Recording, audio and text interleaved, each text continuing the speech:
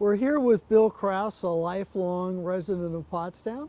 Worked for many years at Schultz Baking Company, and then starting in the 1950s was a volunteer fireman, became a paid driver in '68, got very interested in Pottstown's history, has collected a great deal of memorabilia and postcards about Pottstown, as one of the few people who knows Pottstown going back through the 1940s. Okay, I can remember it well. The first time I walked in the fire door at the Phillies there, the door on Penn Street, it was September of 1950. And I can remember that because that was the year the Philadelphia Phillies ball team finally won or got into a World Series with Robert Roberts, Kurt Simmons, and them guys. So that was the first time I walked into the Phillies. As a volunteer? As a volunteer, yes. And where were you working then? A Schultz Baking Company. And when did you start at Schultz Baking Company? Well, probably a couple of years earlier.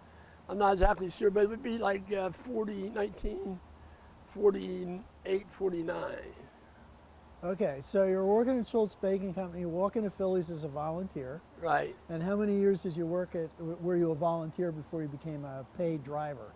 Well, I became a paid driver in 1968. What's that work out? So you were there 18 years as a volunteer? At least, yeah. At least, okay. And then all the time I was a paid driver for 35 years, I also volunteered like everybody else on my days off. I was a volunteer also. Come in there, and a lot of people didn't like it, so I wasn't getting paid if I worked a shift for somebody or something like that. But yes, I volunteered at the same time. Were you working 24-hour shifts right from 1968? Oh yeah, in 1964, when the fire company went from 2 drivers for 24 hours to 3, that's when they, every company had their choice of how do you want to work. And the Phillies chose the 24 on and 48 off. The other companies all went 3-hour shifts. So yes, from the very get-go, it was 24 hours. Okay, and tell me how the fire company started in Pottstown. Well, over at the firehouse, there's records there that say it started in 1871. And what happened there that encouraged the fire, there was no fire protection at all. There was a major fire on West High Street, right on the other side of the railroad tracks up, let's say, where Rocket Car washes today. There was a factory in there that made nails. And this thing burnt to the ground because there's no way even trying to put it out. So then the city fathers, after that happened, said, hey, wait a minute, we got to do something about this. We got to get some kind of fire protection. So, and maybe a year or so later, they went and Philadelphia Fire Department was going from fully volunteer to fully paid. They had a lot of extra equipment down there. So the city fathers went down, and a group from what later on became the Phillies went down and bought this apparatus and brought it up here. And that was a hand one. They pulled it and they pumped it by hand. So that was the first piece of fire equipment in Pottstown. But we have a problem now. Well, what are we going to call this? We form a fire company. So they put out the call and they went around to quake clubs. You know, everybody had quake clubs then. There was no TVs. You just pitched quakes like in the picnic. And a lot of those in town, they went around to those clubs and they asked, hey, anybody want to be a fireman here? Anybody want to be a fireman, want to be a volunteer, you know?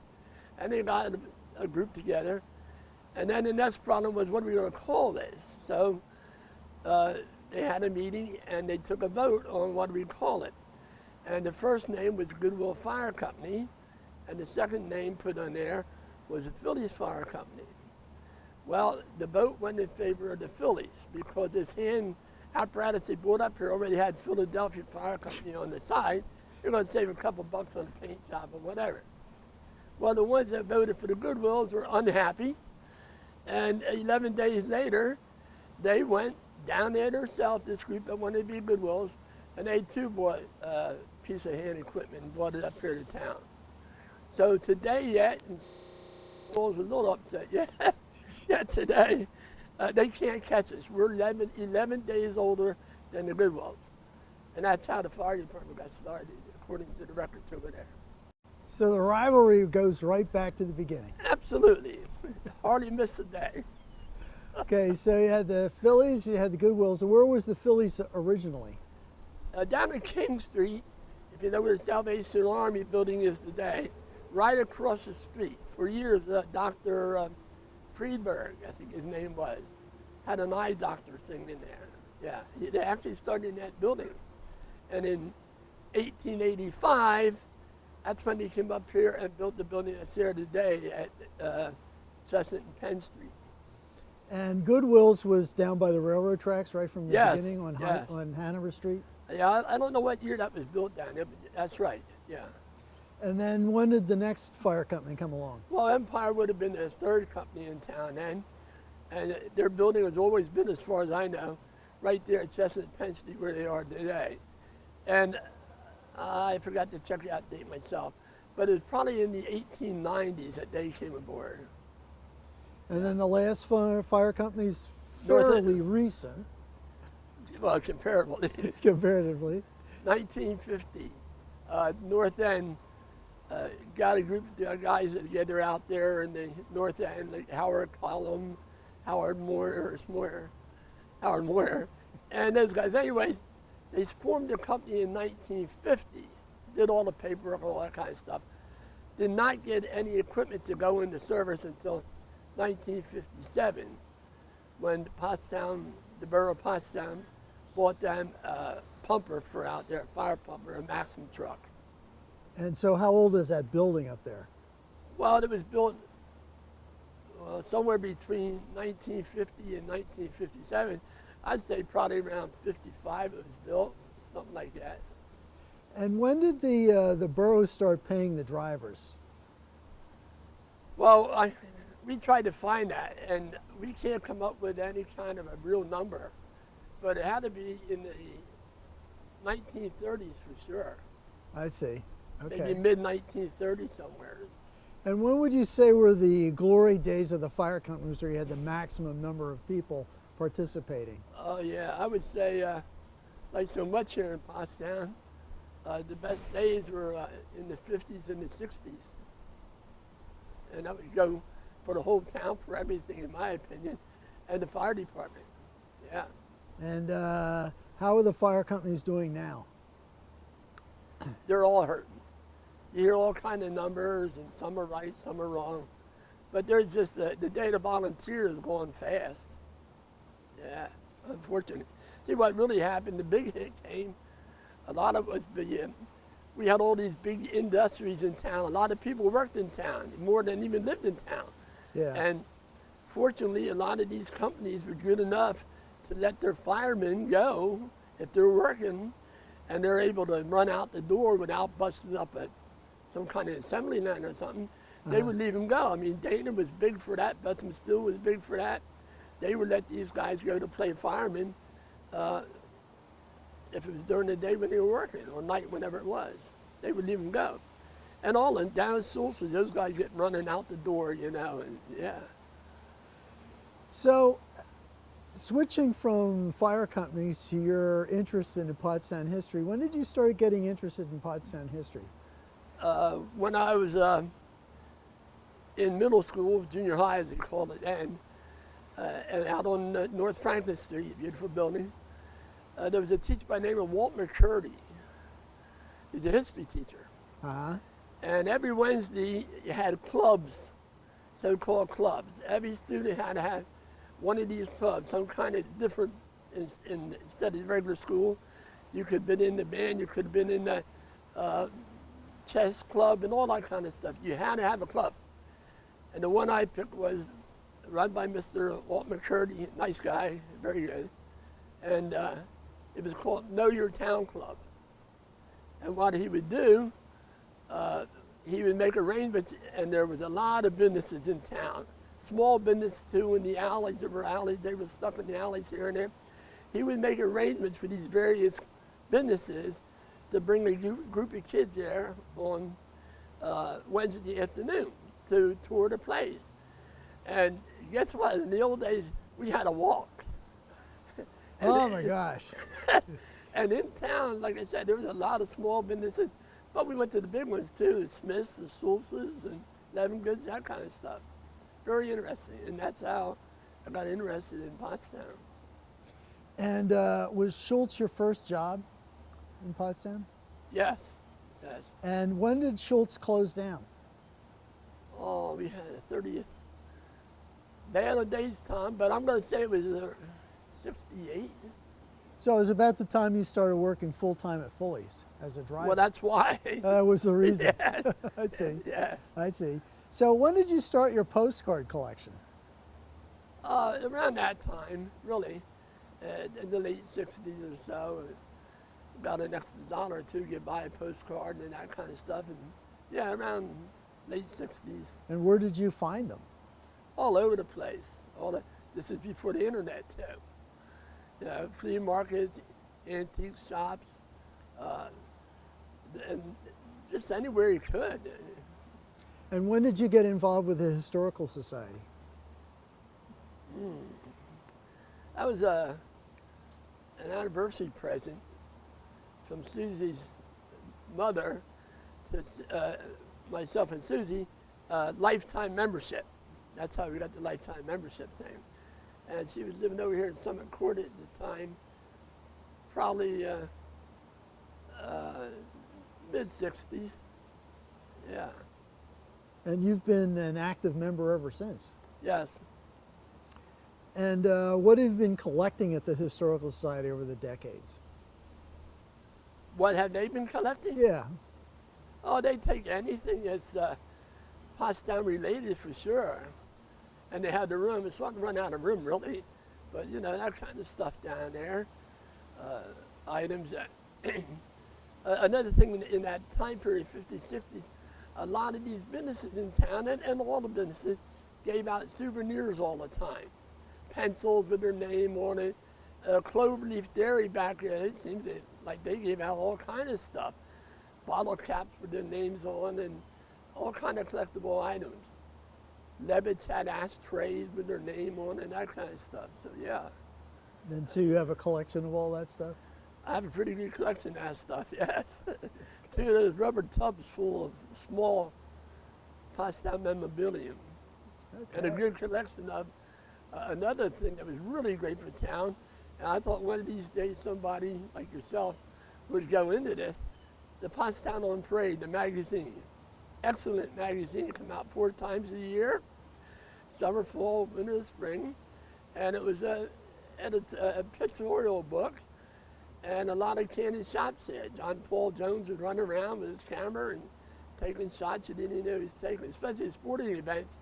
He would take pictures of the crowd and then put a circle around in the magazine, and I forget what you got if you claimed he circled your face, he took it in and he'd give you a free book or something. And did businesses hand those things out, or did you have to buy them, or what? Excuse me. No, you had to buy him, and he operated out of that part of his thing, out of the El Chico Club, which was at High and Washington Street on the 2nd floor, over what people today might remember as Canning's Drugstore. On the 2nd floor, there was a ballroom there. When he was ready to give these out at the proper time, somehow the word got around, hey, the Pottstown on Parade's coming out next Saturday, you had to run down there. Kids in the neighborhood would run down there and get these Pottstown on Parades to take them back to their neighborhood to sell them in their various neighborhoods. The race was to get back in your neighborhood before somebody else did and sold all the books. And the cheapest ones I found that I remember were 10 cents. And they went as high as 75 cents, I think. And do you have a pretty good collection of those? Well, I think I do. I think it's 32 of them. 32? Yeah.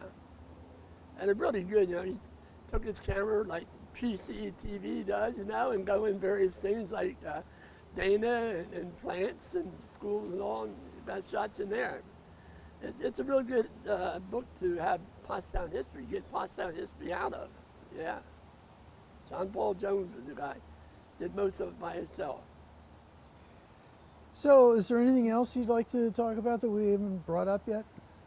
Well, what did I just see the other day? I think some kind of a paper that you wrote, one of your articles was you had in there about Pottstown's heyday. It was during the 50s and 60s. And man, that's true as far as I would say. That's definitely true. Yeah. They were good times.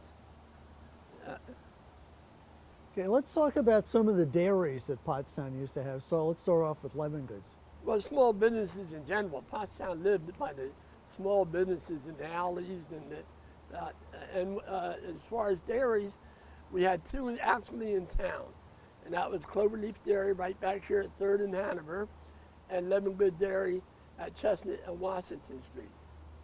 And they probably both employed, let's say 20, 25 people. And these small businesses were all over town. All the alleys had them, and woodworking things, and just. Well, let's talk about the Lemon Good having an artesian well, which is still there. A side line for Gordy Assheimer. He was the main man down there as far as that kind of stuff. And they have an artesian well, which is still down there today. And the public is allowed to go down there and get water, good water, very good water. Bring your bottle, you could have all your water you want. So then in the summertime, he didn't shift over, just had it on. He would sell pool water, take it out to your house, dump it, and all that. And to speed things up, Gordy was pretty good. He was always looking for the easy way, but it was great the way he did it.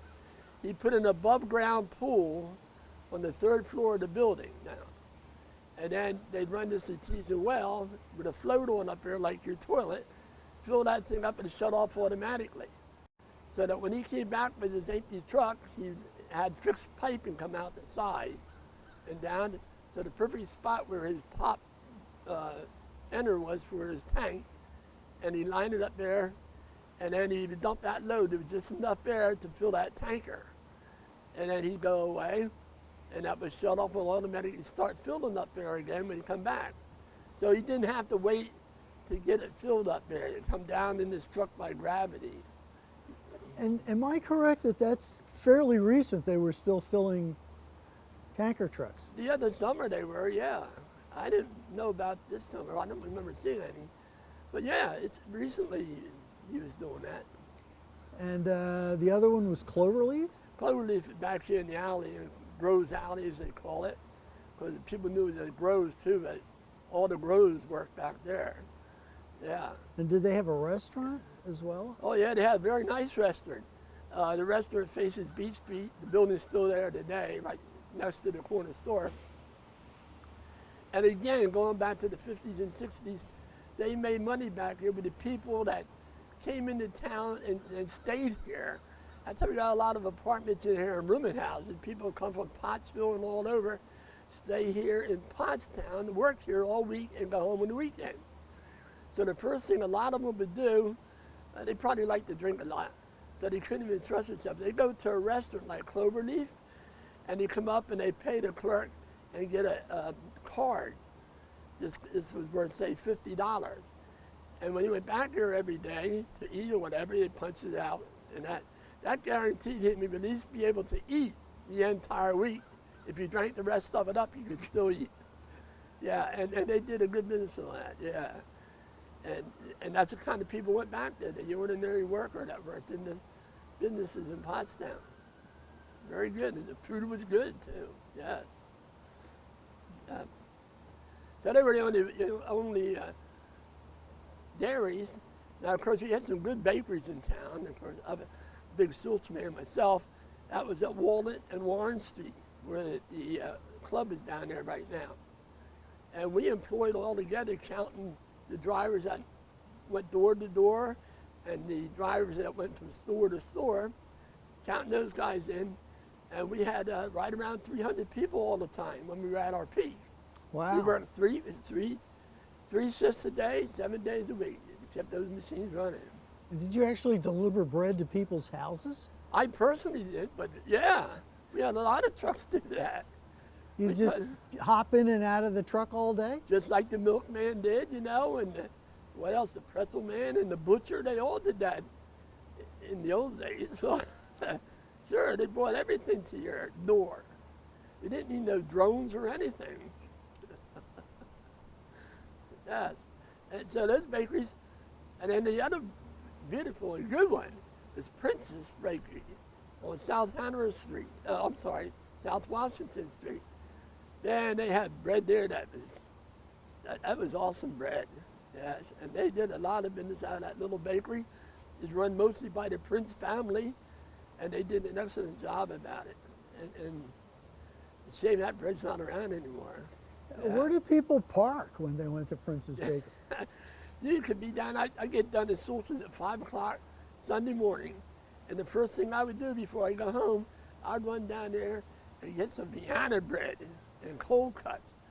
And already they're jamming up down there. They're parking right along the street on both sides, but there's already a traffic jam trying to get in there to get the bread and all. Oh man, that stuff was good, Tom. Yeah. And those guys, they only run it with four people run the whole thing. Yeah. Andy Olak, I just talking to him the other day. He's the son of the guy that worked down there. Andy Olak is the one I talked to was in real estate. The other guy worked for Prince's for years. Yeah. And Schultz's, I don't know how many trucks they had all total, but yeah, they run. They probably had 50 trucks or more every day to go out there. Actually, that's how I got to do, and the whole family. We had 6 of us worked down there. And the first one to work here was Mom. Mom worked down there, and she would get the orders ready for those drivers. They'd put all the stuff in big crates over there, and then you turn your list of what you want in your crate tomorrow and all these different divisions, and she would sort it all out, so when you come in the morning, you pick up the thing, throw it on your truck and go. That's how we would get down there. She got us all in there throughout the years. Yeah. You had all those trucks, and they went all over. Yes. So they were the 2 big bakeries in town. But then you had Mayer's. Mayer's Bakery was at Charlotte and Oak Street. They were the second store up, but in the back along Oak Street, the building was pretty big. Out front, it was just like a storefront. And again, their baked goods is just awesome. Yes. And then again, a small family-owned business. I think there was 3 mayors working the place there, and they too had 2 trucks that go around to the stores, just like Schultz's. You know, they didn't go as far or half as much, but they go to Bernice's and Markowitz's and all those stores and drop stuff off for the neighborhood to eat. Yeah. I mean, we even had an abattoir in town. The back of Where was that? 3rd and York. Right now, you can see like an old store in the corner. If you went down 3rd Street the wrong way, on your right-hand side, about midway down, maybe 3 or 4 buildings down, again, there was a front on it, but the back is where the work was being done in the alley. Yeah, it was an abattoir, Pottstown abattoir. They'd truck in like cows or what? Well, I guess they must. I never saw them running through town, but so somehow they had to get back there.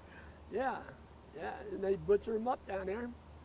And there's pictures around that shows abattoir trucks, maybe 8 or 10 in this picture that I guess they deliver them too. Yeah. Wow. Yeah. Pottstown was good at one time. So there were businesses scattered all over town. Yeah, that's absolutely right. We lived at 551 Lincoln Avenue for years up there. That's right, Lincoln Avenue, behind the Jefferson School, or apartments as you call them now, right in the middle of the block. And in that alley alone, we had Hatfield's potato chips, good potato chips. Gerald Hatfield made potato chips. He started right down here at Evans and Chestnut, and then he rented this big garage off of somebody up behind it, and he made potato chips in there. And he employed about 4 people. Right across the alley from him was Hefts, H-E-F-T-S, Stanley Heft, and he polished parts for Dollar's. Dollar's made these parts, whatever they were, and they had to get highly polished, and that's what they did back there. Up the alley further was Edward Thymenew. He had a little craftsman shop in there, made little lawn figurines like wheelbarrows and windmills and that kind of stuff. And he employed 3 people or so. But this Pottstown was full of places like that. And then Dick Bernice is out front there with his store, you know. I mean, it was an awesome place. Yes. So, and shirt factories all over the place. And during World War II, I was told, I probably shouldn't say this because I have nothing to back it up, but that Pottstown was high up on the list if Germany ever invaded over here to get us, because we had so much stuff being made in Pottstown to help the service, the military. I mean, we made parachutes and uniforms and of course tires and engines for the jets, and yeah, it was a busy place. They probably had a half a dozen or so big factories, shirt factories that are still like the one they're talking about now down in Industrial in Charlotte, big buildings like that. And back at Beach and Evans, they just converted that to apartments, you know, the knitting mill and Warren and Walnut. Schultz was on one corner, and this big shirt factory was on one right inside of it. Century, I forgot the name, Century. What people called it Century and something else. And a big shirt factory probably employed 35, 50 people. Yeah. And most of the time, the people lived in the neighborhood, and those places were like I said, we were up at Lincoln Avenue. We worked at Schultz's. Right next to us at Fisher's, they had 3 or 4. They worked at Schultz's too. You sort of stayed in your own neighborhood where you worked at Century. The X, there was about 14X up on the hill there. And they worked down in the Century, and you stayed in your own area. This is something like people are pushing today. And there was a municipal bus company even then, correct? Yeah, I don't know when that came in there, but of course before the buses, they had trolleys. You want to talk about the trolleys a little? I don't know that much about them. I got the end of that, but I know there was 2 different lines, you know, and if you really wanted to, you could go from Pottstown to Phoenixville, and you make the right connections. I guess you could go to Philadelphia. And I know you can go over, you had to go by the way of Boyertown, I think, and switch around something over there and get a bus or something to go to Reading. If you really wanted to, you could get out of town by trolleys. Yeah. And the car barn for the trolleys was down on High Street, catty corner across from Mickey D's. There's I think an eye doctor on the corner, probably where Popeye's Chicken is, or the old 7-Eleven, down in that area. That's where the car barn was. Yeah, and they went up and down High Street, up and down King Street, out Charlotte Street. Yeah. Did that last into the 40s or the 50s? Well, not the 50s. Somewhere in the 40s it had in, yeah. Yeah. I would say the early 40s probably. Well, do you know the story of Amanda Smith and her I know the son story delivering? where she was supposed to made him in the house and sold him on the corner and all this and that. And the Schultz Bakery Company has a similar story to that too. You know how it grew up to be a huge nationally known pie company. They employed hundreds and hundreds of people. It was a great business, good place to work with, you know. Well, do you remember where Amanda Smith's house was? No. Because No. I think it was on Cherry Street. I think somebody knows where it is. Yeah, I don't. Okay, so she started baking pies at home. Yeah, apparently that's how the story goes. She was making pies in her kitchen, wherever that might have been. And then when they were ready to go, she'd take them out along downtown Pottstown, where everybody was, and sell them there or go door to door. That's how the door to door thing went too. Yeah. And how did she relate to the Y? To the Y? To the YMCA? Yeah. Didn't her son set up a place at the YMCA to sell them? That could very well be. I don't know that. It could very well be. Okay. So how did they move into where they are now? Or where they were before they closed? Well, they were there for a long time, and it just kept growing and growing from the South Charlotte Street, Water Street area. That was the corner where I guess the first building was right there at the U, and it just kept growing out as the years went by, and they got bigger and bigger. Of course, they had hundreds and hundreds of people work down there throughout the years. It was Another one of those good places in Pottstown, you can make a good wage, and it's right in your town. Just, Well, I know that the school district closed and sold the St. Clair School because Mrs. Smith wanted the property. right, yeah. That was St. Clair was there at South Charlotte Street and South Street on the corner, and they needed that, and they bought that. That's how they pieced it all together, one piece at a time. Then they got the borough's permission to close Charlotte Street. Charlotte Street was open, and they had permission to close it so they could build across the street and connect the big old shirt building with the new one they were going to build, which actually sat on the land where John Potts had one of his foundries. Yeah. And they became big time when they started freezing pies and shipping. They went worldwide.